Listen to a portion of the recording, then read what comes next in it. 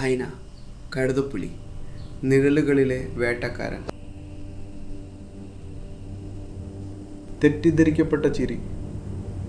രാത്രിയുടെ നിശബ്ദതയെ കീറിമുറിച്ചുകൊണ്ട് ആഫ്രിക്കൻ പുൽമേടുകളിൽ മുഴങ്ങുന്ന ആ ചിരി. ഭയപ്പെടുത്തുന്ന നിഗൂഢമായ ആ ശബ്ദം കേൾക്കുമ്പോൾ മറ്റ് മൃഗങ്ങളിലെ മാത്രമല്ല മനുഷ്യൻ്റെ പോലും രക്തം മരവിക്കും. കഴുതപ്പുലികൾ അഥവാ ഹൈനകൾ. ലോകത്തെ ഏറ്റവും കൂടുതൽ തെറ്റിദ്ധരിക്കപ്പെട്ട മൃഗങ്ങളിലൊന്ന്. ഭീരുക്കളെന്നും ശവന്തീനികളെന്നും കുതന്ത്രക്കാരുമെന്നാണ് കഥകളും സിനിമകളും ഇവരെ വിശേഷിപ്പിച്ചത്. എന്നാൽ സത്യം അതല്ല. കാട്ടിലെ ഏറ്റവും ബുദ്ധിമാന്മാരായ ഏറ്റവും മികച്ച വേട്ടക്കാരിലൊന്നാണിവർ. സിംഹങ്ങളെ പോലെ സാമ്രാജ്യത്തിലുള്ളവരാണ്. ഇന്ന് നാം യാത്ര തിരിക്കുന്നത് ഇവരുടെ ലോകത്തേക്കാണ്.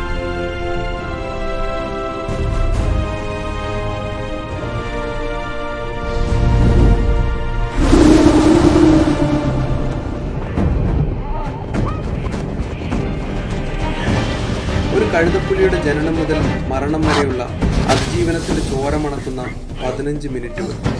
ഇത് പ്രകൃതിയുടെ ഇരുണ്ട അധ്യായമാണ്.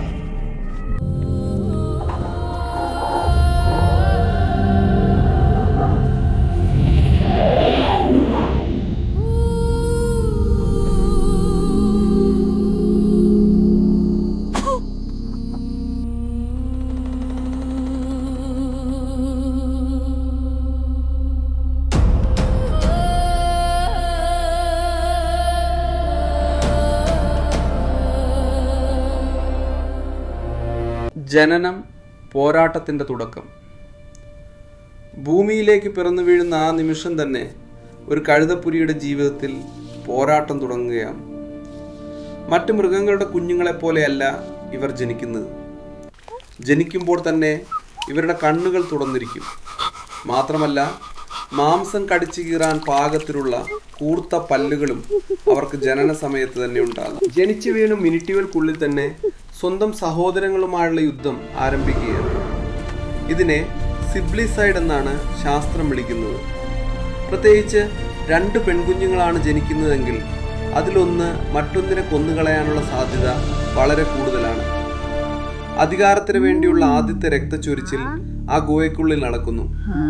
അമ്മയെടുത്ത് അറിയാൻ ശ്രമിക്കില്ല. കാരണം ഏറ്റവും ശക്തരായവർ മാത്രം അതിജീവിച്ചാൽ മതി എന്നതാണ് പ്രകൃതിയുടെ നിയമം. കഴുതപ്പുലികളുടെ പാൽ കരയിലെ മൃഗങ്ങളിൽ വെച്ച് ഏറ്റവും പോഷക സമൃദ്ധമായ ഒന്നാണ്. മാസങ്ങളോളം ആ ഗുഹയുടെ സുരക്ഷിതത്വത്തിൽ ആ കുഞ്ഞു വളരുന്നു. പുറത്തപകടങ്ങൾ പതിയിരിപ്പുണ്ട്. പുള്ളിപ്പുലികളും സിംഹങ്ങളും ചിലപ്പോൾ സ്വന്തം കൂട്ടത്തിലെ മറ്റ് കഴുതപ്പുലികളും ആ കുഞ്ഞിൻ്റെ ജീവനെടുക്കാൻ കാത്തു നിൽക്കുന്നുണ്ടാവും.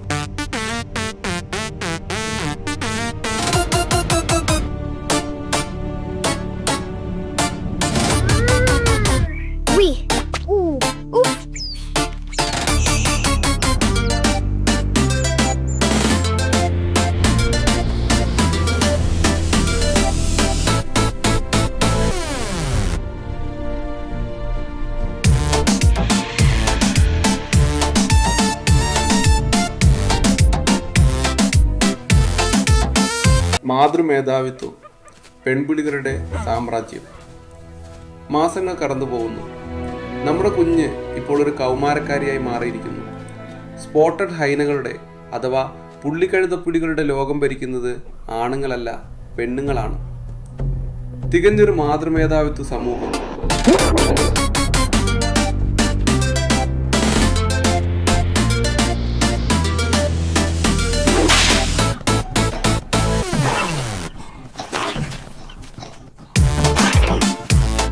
ആൺ കഴുതപ്പുലികളെക്കാൾ വലിപ്പവും കരുത്തും ആക്രമണോത്സുകതയും പെൺ കഴുതപ്പുലികൾക്കാണ്. ഈ കൂട്ടത്തിൻ്റെ അഥവാ ക്ലാനിൻ്റെ തലവി ഒരു പെണ്ണായിരിക്കും, ആൽഫ ഫീമെയിൽ. അവനുടെ മകൾക്കായിരിക്കും കൂട്ടത്തിൽ അടുത്ത സ്ഥാനം.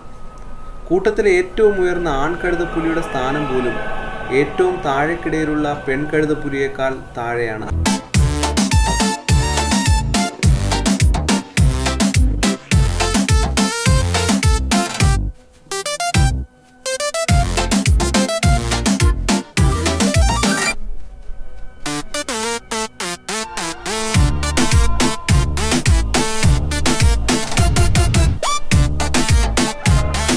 പ്രായപൂർത്തിയാകുമ്പോൾ ആൺ കഴുതപ്പുലികൾക്ക് തങ്ങൾ ജനിച്ചു വളർന്ന കൂട്ടം വിട്ടുപോകേണ്ടി വരുന്നു. പുതിയൊരു കൂട്ടത്തിൽ ചേരാൻ അവർക്ക് കടുത്ത അപമാനങ്ങളും ആക്രമണങ്ങളും സഹിക്കേണ്ടി വരും. എന്നാൽ പെൺകഴുതപ്പുലികൾ സ്വന്തം കൂട്ടത്തിൽ തന്നെ തുടരുകയും അമ്മയുടെ റാങ്ക് അനുസരിച്ച് അധികാരത്തിലേക്ക് ഉയർന്നു വരികയും ചെയ്യുന്നു.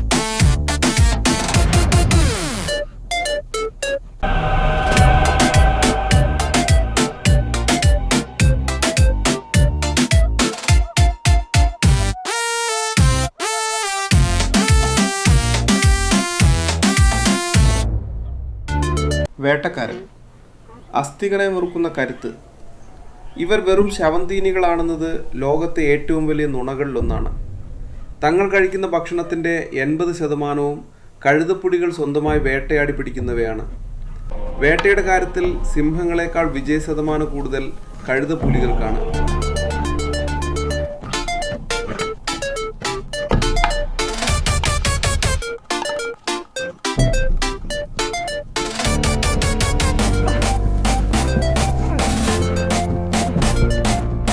പതുങ്ങിയിരുന്ന് പെട്ടെന്ന് ആക്രമിക്കുന്ന രീതിയല്ല ഇവരുടെ. ഇരയെ കിലോമീറ്ററുകളോളം പിന്തുടർന്ന് ഓടിച്ച് തളർത്തുകയാണ് ഇവരുടെ രീതി. മണിക്കൂറിൽ 60 കിലോമീറ്റർ വേഗതയിൽ വളരെ ദൂരം ഓടാൻ ഇവരുടെ ഹൃദയത്തിനും ശ്വാസകോശത്തിനും കഴിയും. ഇര തളർന്നു വീഴുന്ന ആ നിമിഷം കൂട്ടത്തോടെ അവർ ആക്രമിക്കുന്നു.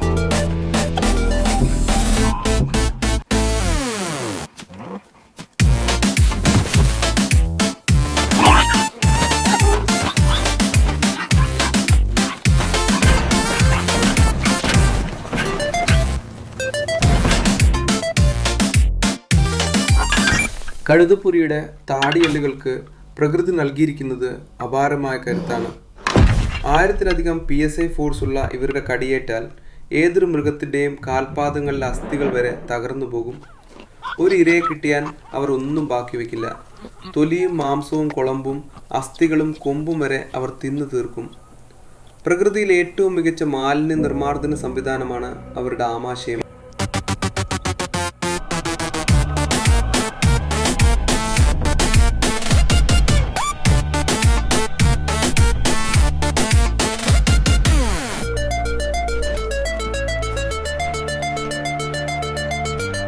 നിത്യശത്രുക്കൾ, സിംഹവുമായുള്ള പോരാട്ടം. സവാനയിലെ കാറുകളിൽ ഒരിക്കലും അവസാനിക്കാത്ത ഒരു യുദ്ധമുണ്ട്. സിംഹങ്ങളും കഴുതപ്പുലികളും തമ്മിലുള്ള യുദ്ധം. ഭക്ഷണത്തിനു വേണ്ടിയുള്ള പോരാട്ടമാണിത്. പലപ്പോഴും കഴുതപ്പുലികൾ വേട്ടയാടിയ ഇരയെ സിംഹങ്ങൾ വന്ന് തട്ടിയെടുക്കാറുണ്ട്. തിരിച്ചും സംഭവിക്കാറുണ്ട്.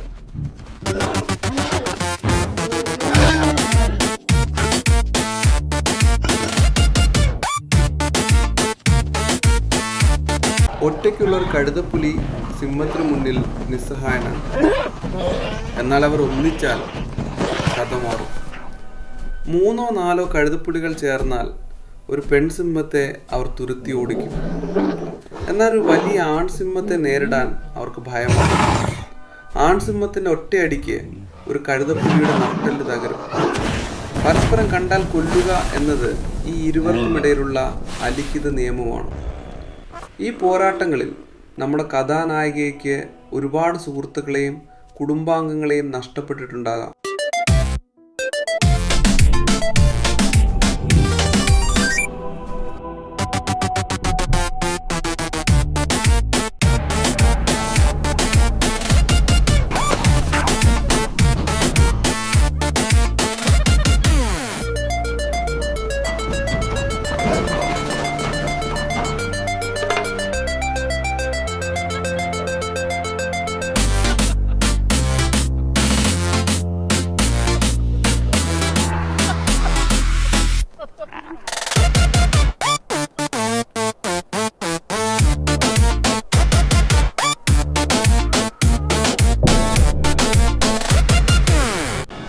അന്ത്യം.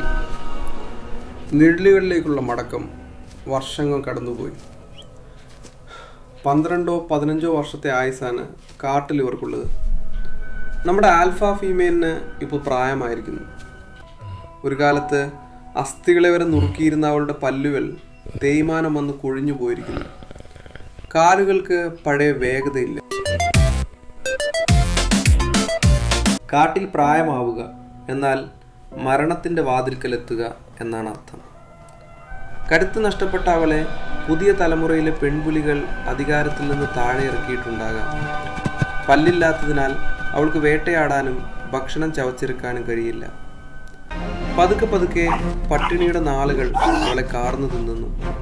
ചിലപ്പോൾ സിംഹങ്ങളുടെ ആക്രമണത്തിലോ അല്ലെങ്കിൽ സ്വന്തം കൂട്ടത്തിലെ പുതിയ തലമുറയുടെ കടിയേറ്റോ അവൾ ഈ ലോകത്തോട് വിട പറയും. അതല്ലെങ്കിൽ കാട്ടിലെ ഏതെങ്കിലും ഒരു മരച്ചുവട്ടിൽ ചുരുണ്ടുകൂടി തൻ്റെ അവസാന ശ്വാസം പ്രകൃതിയിലേക്ക് തന്നെ അവൾ തിരികെ നൽകും.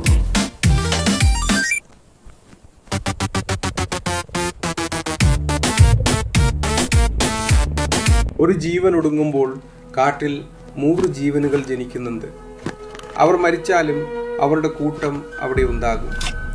അവളുടെ പെൺമക്കൾ ആ സാമ്രാജ്യം ഭരിക്കും, ഇരുളിലെ നിഴലുകളായി. ആഫ്രിക്കൻ കാടുകളുടെ അവിഭാജ്യ ഘടകമായി അവർ വീണ്ടും ജനിക്കും. പ്രകൃതിയിലെ ഏറ്റവും മികച്ച അതിജീവനത്തിൻ്റെ പാഠമാണ് ഓരോ കഴുതപ്പുലിയും. ഭയപ്പെടുത്തുന്ന ആ ചിരിക്ക് പിന്നിൽ വിശപ്പും പോരാട്ടവും ഒടുവിൽ കീഴടങ്ങലും മാത്രമുള്ള ഒരു യഥാർത്ഥ ജീവിതമുണ്ട്.